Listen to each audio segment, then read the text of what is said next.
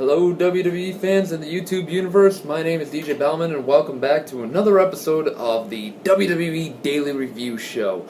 Now, Raw this week was interesting to say the least. I know it's a little late again with work and everything. It's just been kind of hectic, and yeah, like I said, I've been lazy. I said I was going to do better with the videos, but it'll probably get better during the summertime. So, anyways, Raw this time was in Britain, England. Fun.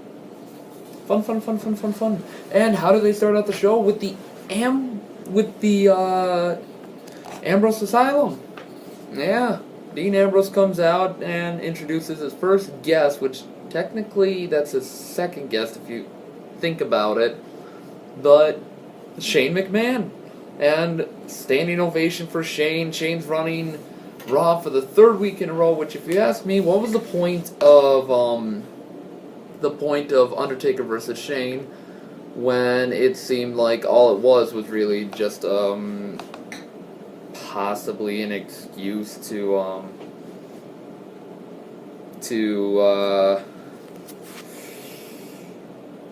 I don't know, give Undertaker a match. Anyways, so Shane comes out, talks about everything and what he's accomplished and what he wants to accomplish, and sure enough, Owens, Zayn, and Jericho all come out, and you expect the expected.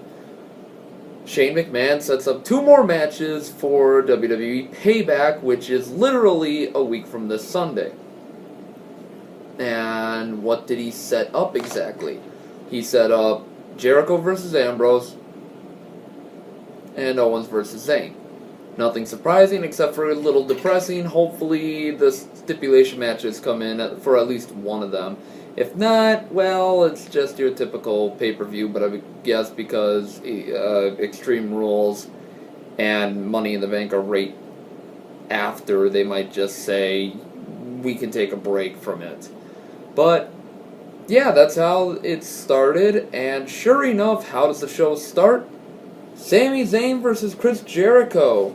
Now, this match was about as predictable as can be, but overall it was decent. I mean, Y2J winning, Sami Zayn breaking out of the the Walls of Jericho, and Sami Zayn getting beat with the Codebreaker wasn't very surprising. Now, these two are great in the ring, and Sami Zayn is a lot of fun to watch in the ring. It's just too bad that we can't get a little more out of this. This was definitely an interesting fight, and it could have been great. I gotta say, good at most. But again, it seems more like they're focusing on just moving on into our events for Payback. Sorry, I'm a little out of it. I need to do these reviews earlier so I don't forget everything. Next, we had the next match of the tag team tournament. We are in the semifinals now, and the first match of the night the first tag team match of the night was Enzo and Cass versus the Dudley Boys. And to no one's surprise, Enzo and Cass won in an okay match at most. Like I said, Enzo and Cass are a lot of fun to watch in the ring, and the Dudleys used to be. Yeah, I know that sounds horrible to say, but at most they used to be. Lately, they're not as entertaining as they used to be in the ring. And it's not really surprising, and you can't blame them, but I know these two can be really good, and Enzo and Cass are a lot of fun, but this was just not as great as it could have been. It ended very typical. Enzo gets tagged in, he gets up on the top rope, or the top, and they hit with a rocket launcher, and surprisingly, I find the move kind of confusing. I get the point a little bit, but it's kind of like, that's a weird, I see people do cool moves together, but this is kind of a confusing one. But Enzo and Cass win, and yada yada yada. They move on to the finals. I don't know if they're doing the finals on SmackDown or if they're waiting till Raw, but I guess we'll see. The next part was the Roman Reigns promo, and Roman comes out and does his whole spiel about the fact that he's not a bad guy, he's not a good guy, he's the guy, and he talks about the fact that AJ Styles is really good and all of the stuff he does makes him phenomenal, but he's the guy, and AJ Styles has to be more than phenomenal, and he's gonna beat the phenomenal one. Well, AJ Styles, sure enough, comes out, and before this whole segment, we see AJ talking to the two that came in, Luke Gallows and Carl Anderson, and they completely, at the end of the segment, when AJ Styles is walking back up the ring, attack Roman Reigns. AJ Styles turns around and sees this and acts like he's not happy. Well, we figure out earlier that these three are friends from their time in Japan. Well, AJ Styles tries to go back and tell Roman he had no idea this was going to happen. Roman doesn't believe him because they've attacked the Usos and now they've attacked him. What's going to happen with these guys? I guess we'll find out. Next, Fandango versus Baron Corbin, and guess what? Yeah, not that much fun again. So there's two guys who have come into the WWE recently that haven't lost a match, and well, that's cool. We're getting to see their skill in the ring. I've seen guys come in and lose right away. I've seen guys come in and win their first match and then lose their second match. Why is Baron Corbin different? Not saying he's bad, but personally, this was definitely one of his weaker matches. Now we get Dolph Ziggler out talking about how Baron Corbin's tough and stuff, and Baron Corbin wins the match pretty quick. And then out of nowhere, here comes Ziggler, and I think, oh hey, Ziggler's gonna beat him up. No.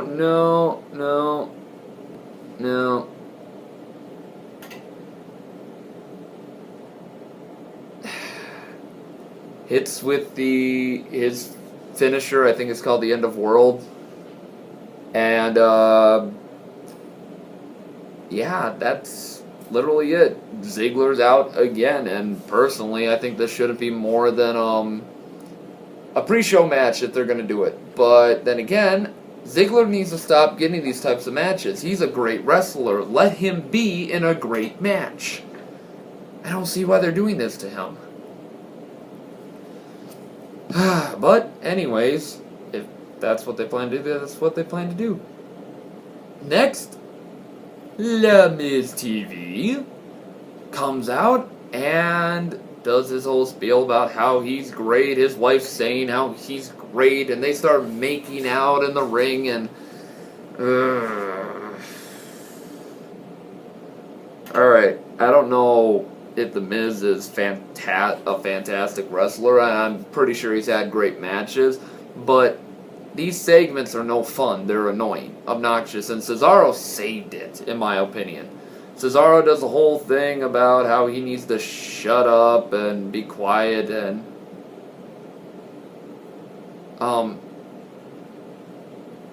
it set up a match where at first it was going to be Cesaro versus Rusev, but then it ended up being made into a four-man tag team between Cesaro and the New Day versus The Miz and the League of Nations. And this set up a 8-man tag team match that was decent, actually. In my opinion, anyways, it was decent. It was good.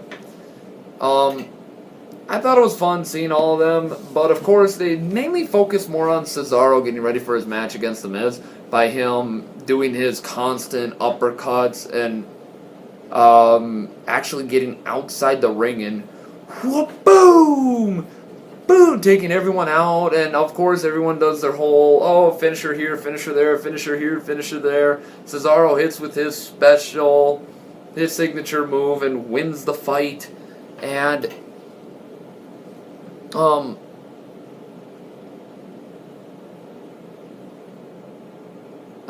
the neutralizer wins the match, and it was entertaining. It was decent. Could it have been better? Yeah, it could have. Was it kind of pointless? Yeah, it was. But it was decent to set up an entertaining match, and I think the crowd enjoyed it. And I can't lie, I did too. Next, we had the 8-woman tag team match, which was just a way because of the fact that Charlotte talked about the fact that that Bret Hart is going to be in the ring in her corner at Payback is really cool, because now we got a guy who can stop Ric Flair from doing any type of interfering in the match whatsoever. Do I think Natalya is going to win? Well, unfortunately, no.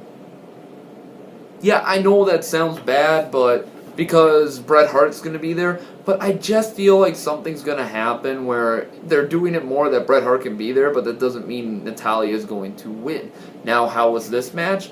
It kind of felt just like the other one.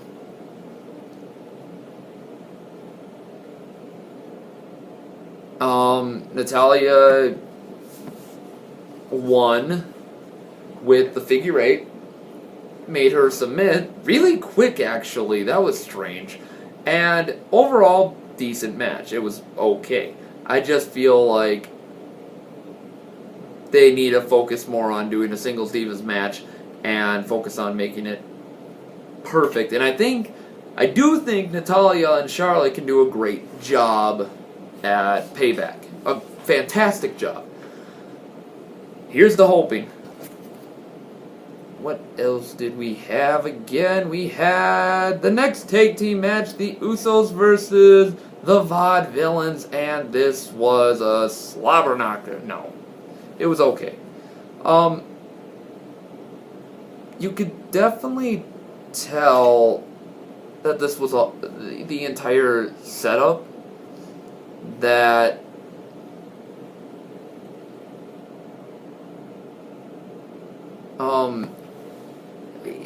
the Vaudevillains versus Enzo and Cass, it seems like it could be good. It does seem interesting. It seems like it could be decent. I can't say much about the match. It was okay at most. Next, we had the most pointless match of the night, and yeah, again, I've asked this before. Apollo Crews versus Heath Slater. So we see that Apollo Crews got asked by Heath Slater and the Social Outcast due to the fact that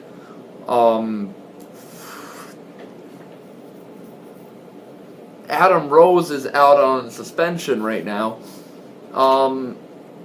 We learned that the Social Outcasts are trying to talk Apollo Crews into joining them.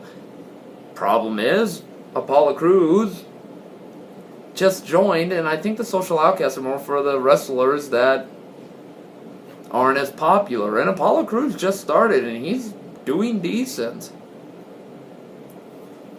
However, again, I think Apollo Crews needs better fights, because this again does not show his talent. This again just shows that it's not much. And Crews takes out Bo Dallas and Curtis Axel and hits Heath Slater with the powerbomb and finishes the match really quick. And And I've seen this too many times now. I want to see Apollo Crews get a good fight. He needs to beat somebody big. Just like Baron Corbin, it's time for Apollo Crews to get a fight. Final match of the night, Ambrose and Owens. And if you've seen it once, you've seen it multiple times.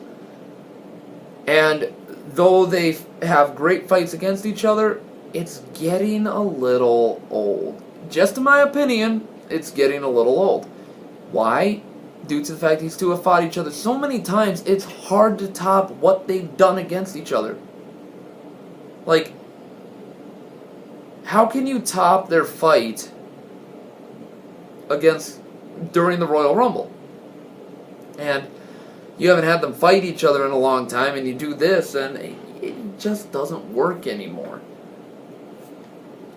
However, it was still entertaining with both of them hitting signatures, both of them constantly kicking out, and the frog splash that